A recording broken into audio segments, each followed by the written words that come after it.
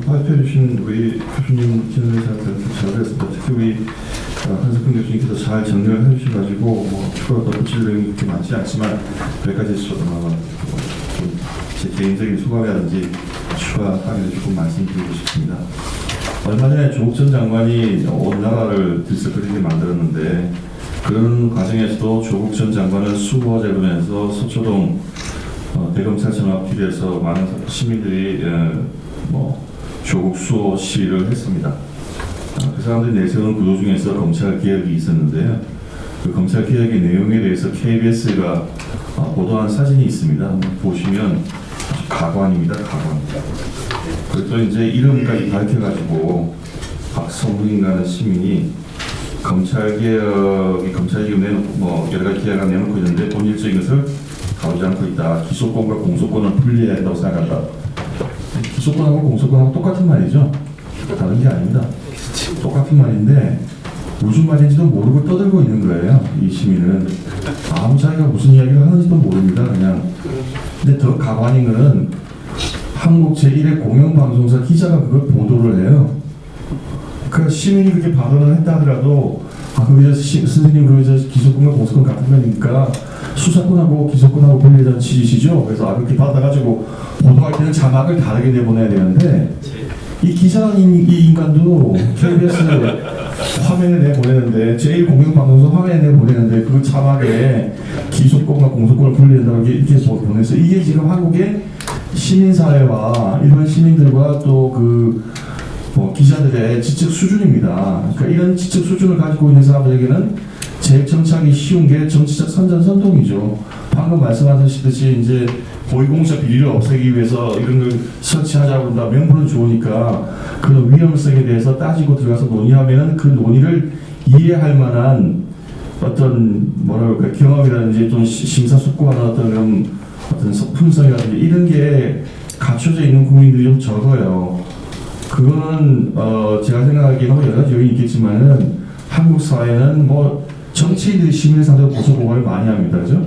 그러니까 이런 거는 사실은 정당끼리 치열하게 평소에 논쟁을 해서 국민들에게 정치 교육을 시켜줘야 되는데 그러지 못하다 보니까 이제 자기가 지지하는 진영의 사람을 지키기 위해서는 그냥 그 구호가 무엇인지 의미도 모르고 따라하는 앵무새들이 지금 너무나 많은데 요즘에는 그 시민뿐만 아니라 기자들 사이에서도 이렇게 엉터리 수준으로 보도하는 사람들이 많아지고 있습니다. 수사권 조정 법안에 관해서 교수님 잘 정리하셨는데 이제 그 실무를 해보는 입장에서는 기본적으로 우선 수사권을 떼가지고 경찰한테 준다 그러면 경찰이 검찰보다 못나은 게 있어야 될 거 아닙니까? 왜 권한을 떼가지고 이렇게 이쪽에 주면은 이쪽 사람들이 이쪽 기관이 받아가지고 더 잘할 수 있다고 하는 어떤 신뢰가 있어야 할 텐데 검찰이 문제가 많아요. 저도 이제 처음에 보다는 검찰이 많이 불신하게 되는데 그래도 경찰 조직보다는 좀 낫거든요. 법리에도 밝고 그래도 그나마 아직 많이 무너지긴 했지만 그래도 검사로서의 어떤 자존심도 있고 해서는 안 된다고 하는 어떤 근로에 대한 의식 수준도 있고 하기 때문에 대다수의 검사는 그래도 경찰보다는 좀 믿을만하다고 생각을 해요. 특히 정치성이 짙은 사건들은 경찰이나 검찰이나 50% 100% 다르겠지만은 그래도 아직은 검찰이 더 낫다고 생각합니다. 그건 어디에서 알 수 있냐면 변호사들이 이제 고객들한테 고소사건 해달라고 의뢰를 받았을 때 가급적 검찰에 고소하기를 원해요.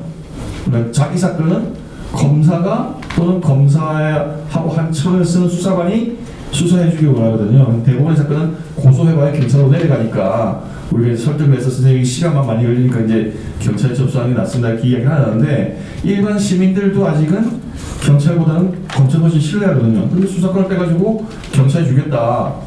그게 무슨 의미가 있는지. 이것도 역시 아까 말씀드린 정치적인 선전선동 이외에는 그 수사권을 가져가는 경찰이 훨씬 잘할 수 있다는 생각이 안 드는 거죠.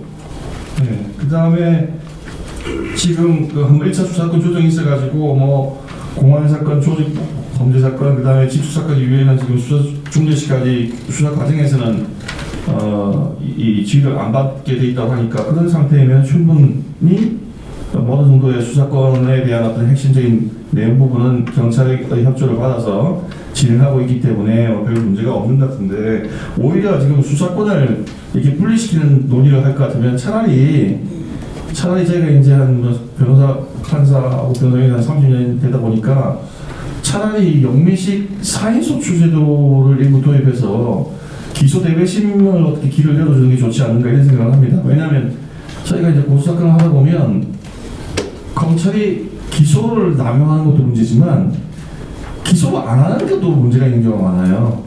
뭐 이제 뭐 헌법재판소 가라고 그러는데 그것도 뭐 실질적인 구제수단이 못 되고 아예 결정 안 하고 막 미뤄주는 경우가 있거든요. 3년이고 4년이고 그냥 고소사건을 갖다 처방하고 그냥 미뤄주는 경우가 있기 때문에 차라리 이게 뭐 정 검찰의 권한 견제가 필요하다 그러면 아예 기소 대배심 제도를 도입하는 방향을 차라리 논의해보는 게 낫지 않을까 그렇게 생각이 됩니다. 그리고 이제 실무하는 입장에서는 수사권을 경찰이 가져가느냐 검찰이 가져가느냐 이거보다는 그 수사 과정에 있어서 피의자와 저희 변호인의 방어권 행사를 충실하게 이렇게 할 수 있게끔 제도를 완비하는 것이 더 필요하다는 생각이 드는데, 그래서 별건 수사를 통해 가지고 이제 먼지털이 수사하는 거, 그러니까 저 사람을 혼내주기 위해서 뭐 정치적이든지 뭐든지 간에 청탁 수사라든지 정치적인 수사라든지 간에 압수수색 영장 한번 받아가지고 왕창 그 회사 사무실에 있는 서류를 박스치 다 들고 온 다음에 쫙 훑어서 원래 수사하려고 했던 거 말고 나머지 범죄를 가지고 치고 들어가면서 압박해가지고 유죄 자백을 받아낸다든지 아니면 아예 그걸 더 처벌을 한다든지 하는 그런 별건 수사에 대해서 이렇게 확실하게 처단하는 정치를 마련하는 게 좋지 않나. 요번에 조국 전 장관 자택 수색에 시간이 상당히 걸렸죠. 그게 굉장히 모범적인 압수수색입니다. 영장에 기재되어 있는 피의 사실과 압수하려고 하는 물건하고 사이에 그 관련성, 거기에 대해서 이의를 제기하니까 영장을 2번이나 더 받아왔다고 하잖아요. 그러니까 그건 굉장히 압수수색에 있어서 모범적인 사례입니다. 시간이 뭐 많이 걸렸다고 생각하는데 시간이 많이 걸렸다는 것은 변호인 입회하에 이의를 제기하니까 따로 영장을 받아온 거예요. 그러니까 별건 압수수색 같은 거 안 하게끔. 그거는 그런 식으로 한 게 맞을 것 같고, 그 다음에 그 피의자 신문조서, 지금은 수사 과정에서 변호인이나 피의자가 수사 기록에 관한 어떤 내용을 보겠다 그러면 대부분 다 피의자 신문조서만 복사해 줍니다. 그러니까 자기가 고소를 당했으면서 상대방이 뭘 가지고 고소했고 검찰청에서 경찰서에서 또 뭐라고 이 사람이 진술했는지를 깜깜이 상태에서 방어를 해야 되거든요. 근데 사실은 이제 뭐 방어권을 확실하게 보장해 준다면 참고인이 가서 떠드는 거야. 그거는 뭐라든 간에 고소를 당한 사람 입장에서 자기가 왜 고소당했는지 고소한 사람의 내용이 주장한 내용이 뭔지는 알아야 방어할 거 아니겠어요? 그래서 최소한 피의자 신문조서하고 피해자 고소인의 그 진술조서는 복사를 하게끔 해줘야 된다. 뭐 증거문제야 그거는 따로 제시를 안 한다 하더라도 그런 게 좀 필요할 것 같고, 그 다음에 적정 보장을 할 때 변호인 참여해가지고 이제 뭐라고 말을 하면은 그 진술 내용이 좀 그 잘못되거나 취지가 애매하니까 이 사람은 이런 진술 내용을 콘치하거나 뭐 말하면 쫓아내겠다고 협박하거든요. 근데 사실은 그 유도 신문이나 이상하게 신문하면 이렇게 제지를 할 수 있게끔 해줘야 하는데, 그런 거 하면 그 참여를 해야 돼. 누가 당신한테 그런 걸 관여하겠냐. 그러니까 뭐 변호인한테 묻는 거 아니니까 있다고 가만히 있으라고 이렇게 이야기하는 수사관들이 있어요. 그런 거에 대해서 좀 실질적인 보장이 필요하다는 생각이 좀 들고, 영장 실질 심사할 때 보면은 아주 초기에는 영장도 잘 입수하기 힘들어요. 그러니까 비공식적으로 뭐 이렇게 급행해주고 뭐 이런 얘기 하면 안 되지만 하여튼 영장 입수전인데, 제도적으로 영장과 또 그 수사, 영장 실질 심사 들어갈 때 중요한 어떤 기록에 대해서는 변호인도 언어를 좀 보일 수 있게끔 해줘야 뭐 실질 심사가 좀 순수하게 되지 않을까 싶고, 그 다음에 제가 제일 그 요즘 보면서 좀 말이 안 된다 싶은 게 수사 보고서를 증거로 제출을 많이들 해요. 이제 왜 그러냐면 그 일반적인 다 증거, 복잡한 증거라든지 또는 뭐 진술조사 같은 거는 진술하는 사람도 일목요연하게 진술을 잘 못하거든요. 그러니까 이제 수사관이 핵심들만 뽑아가지고 이제 판사에게 읽기 좋게끔 딱 해서 그걸 내는데 그거를 증거로 냅니다. 근데 생각해보면 수사관의 의견이나 검사의 의견이 소추한 사람의 의견인데 왜 의견이 증거로 들어와가지고 그거를 판결문에 다 증거로 기재를 하거든요. 그래서 수사 보고서 형태의 증거가 아예 나오지 못하게 막는 게 필요한데 그거 수사보고서에서 부동의하고 검찰 수사가 법정에 부르자고 또 채택부자도 안 해줘요. 그런 것들이 좀 문제가 있는 것 같고, 그 다음에 뭐 야간 신문도 뭐 역시 좀 막아야 될 것 같고, 그다음 검사에 대한 기피 신청 제도 같은 것도 좀 한번 고려해볼 필요가 있지 않나. 제가 지금 다루고 있는 사건 같은 경우에 2015년에 시민 1000여 명이 연명으로 해서 박주신 씨를 갖다가 배우법 위반 업무방해로 고발을 했습니다. 근데 고발인 진술을 3년 4개월 가까이 고발인 진술을 안 했어요. 안 받아줘요. 고발인 진술을 하겠다고 진정서를 몇 번 냈는데 고발인 진술을 안 받아요. 그리고 무혐의 결정을 해버리더라고요. 공소시효 만료일이 다 돼서. 근데 그 친구도 외국에 나가 있으니까 공소시효 진행이 안 되겠지만, 그런 정도의 뭐 내가 진술하겠다고 이야기하는데도 고소인 진술도 안 받으면 그 검사 기피 신청을 하든지 교체 신청을 하든지 무슨 제도를 마련해줘야 되는 거 아닌가 그런 생각이 좀 들고, 그리고 공판 절차 개시되기 전에 지금 보면은 뭐 요번에 박근혜 전 대통령이나 뭐 양승태 대법원장이나 기록이 몇만 페이지가 튀어나오지 않습니까? 그런 짓도 사실은 그거 방어권 행사를 굉장히 어렵게 하는 거죠. 그래서 그런 부분에 대해서 공판 절차가 이제 확실하게 이제 증거 가치 있는 것들에 대해서 증거 개시 제도를 좀 외부의 제도를 연구해서 도입해서 피의자나 피고인의 방어권 행사를 좀 보장해 줘야 되는 거 아닌가 그런 생각이 좀 듭니다. 공수처 법안은 지금 아까 우리 토론하시는 교수님들도 잘 발제하시는 교수님들, 토론 교수님들 아시겠지만 우리나라 헌법상 수사의 총책임자는 지금 검찰총장입니다. 국무회의 심의를 거쳐서 대통령이 임명하는 걸로 헌법에 규정이 되어 있는데, 헌법에 규정되어 있는 수사 책임자, 총책임자인 검찰총장에 대해서 그 검찰 수사관의 기록에서 너 그 기록을 가지고 오라고 그렇게 명령할 수 있는 다른 별개의 수사기관을 설치한다고 하는 것이 이게 헌법 원리에 맞는지 그거는 아닌 것 같아요. 아무리 생각해도 그건 아닌 것 같고, 아까 또 그 문제를 제기했지만은 그 공수처의 구성 원리를 보면은 뭐 7명 중에 6명이 동의가 필요하다 뭐다 하더라도 결국은 여당에서 추천한 사람, 즉 대통령의 의중에 있는 사람을 임명할 수 있게 돼 있고, 그 다음에 그 조직이 이렇게 상설되어 있는 이게 지금 검찰처럼 대규모 인원이 돼 있어서 정권의 교체에 관계없이 20년에 걸쳐서 쭉 동료나 선후배나 또 사건의 수사 실체를 통해 가지고 이렇게 검증되어 온 사람이 아니라 그냥 정권에서 자기 측근, 자기한테 충성을 다하는 사람들, 자기하고 코드가 맞는 사람을 임명해 가지고 공수처장을 만들어 놓으면 사실상은 아주 잘 되는 칼을 하나 더 만들어 놓는 거죠. 검찰총장은 아무리 이 대통령이 임명한다 하더라도 자기도 검사로서 한 20년, 30년 살아오면서 나름대로 깎아놓은 경력과 자기의 명예와 뭐 또 조직에 대한 어떤 애정이라든지 이런 게 있는데, 이 공수처는 전혀 그런 게 아니잖아요. 근데 사실은 만약에 그런 제도가 신설된다면 저는 그냥 하나의 독일의 또 게슈타포 같은 그런 무소불위의 권력기관이 생기는 거 아닌가. 그래서 공안 국가의 길로 가는 거 아닌가 그런 생각을 하기 때문에, 만약에 공수처가 시행이 된다고 한다면 자유민주주의를 질식시키는 그런 어떤 제도가 들어온다고 생각합니다.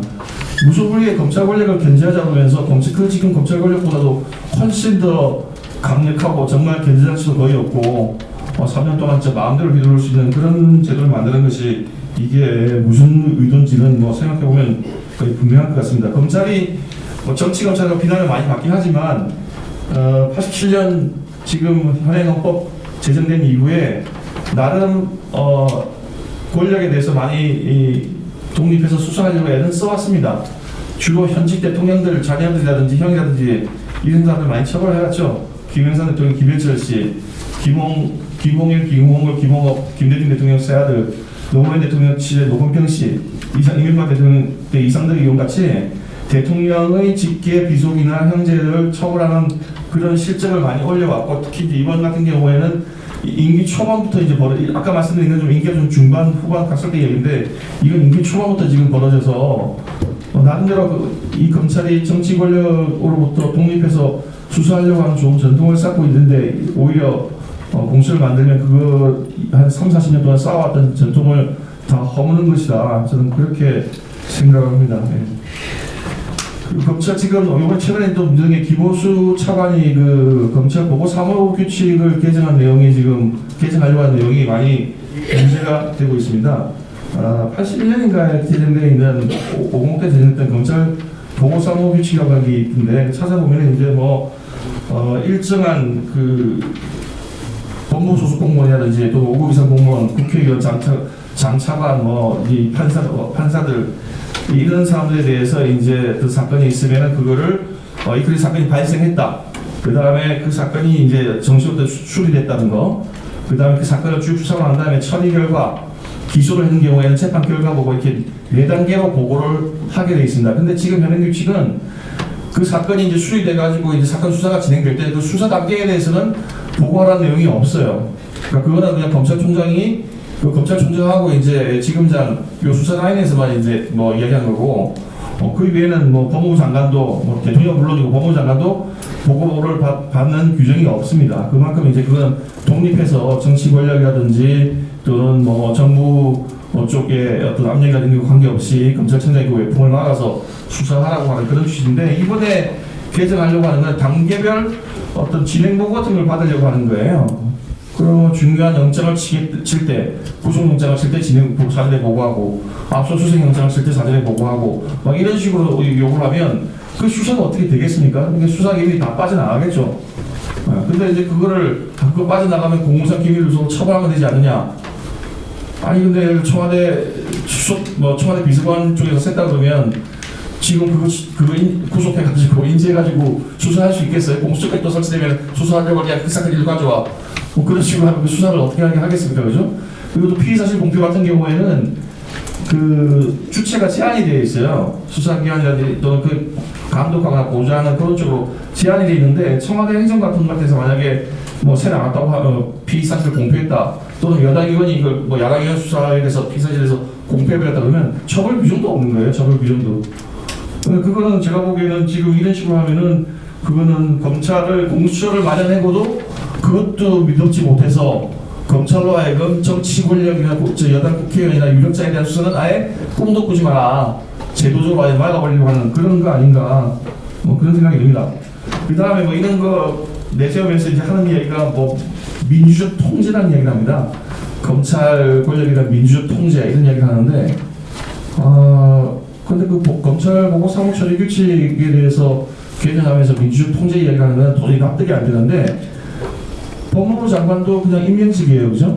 검찰총장도 임명직이고, 그 임명직에 대해서 보고하는 게 무슨 민주적 통제인지 잘 모르겠고, 그러면 법무부 장관 법무부를 통해 가지고 지금 현재는 뭐 법무부 검찰국장에서 민정수석실로 가는 모양인데, 그러면 그 청와대에 보고하는 것이 대통령이 이제 선출된 권력이니까 그게 민주적 통제다 그러면, 그거는 우리나라 헌법의 어떤 권력의 분립 견제 또는 어떤 제도를 다 갖춘 이 기관들마다 권한을 두고 거기에 대해서 이제 터치하지 못하게 만드는 그런 어떤 규정들, 특히 지금 검찰청법 8조에 보면은 법무부 장관도 개별 사건에 대해서는 검찰총장한테만 이야기하고 일선 수사하고 있는 그 수사팀에 대해서는 일절 말 못하게 하고 있는데, 그런 것도 다 무시하는 그런 취지죠. 그러니까 그 말하면 선출된 권력, 그 사람은 자기가 다 하는 게 개별 수사 사건에 대해서 다 지시하고 일일이 간섭하고 그런 것이 다 민주적 통제이기 때문에 정당하다, 이렇게 이야기하면 그거는 우리 헌법의 대의민주주의나 의회주의나 뭐 법치주의나 뭐 이런 거 저는 안 맞는다고 생각해요. 그거는 어디하고 맞냐면 민주집중제하고 맞습니다.